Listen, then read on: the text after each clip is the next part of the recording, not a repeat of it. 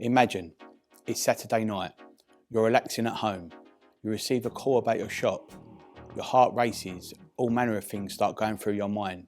Is there a fire? Has someone broken in? Is my stock okay? What you probably wouldn't have imagined is that a Range Rover had just ploughed through your shop window, causing devastating damage. But that is exactly what happened to the Buckles Butcher Shop in Shenfield, and that is where we came in. Lillywhite Property Group received a call from the insurance loss assessor. We surveyed the shop damages immediately, provided a quotation within 48 hours, which was approved a few days later, and we started the repairs the very next day. First, we cleared the debris and boarded up the premises to make it safe from opportunists. We then rebuilt the front wall, created a studwork frame for the butcher's front window, and fitted glass units, which is a temporary measure until the proper window units are replaced.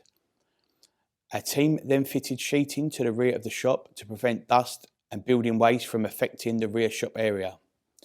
We removed and disposed of the damaged tiled stud wall separating the front and rear shop area, rebuilt the stud wall and incorporated a hatch between the shop areas.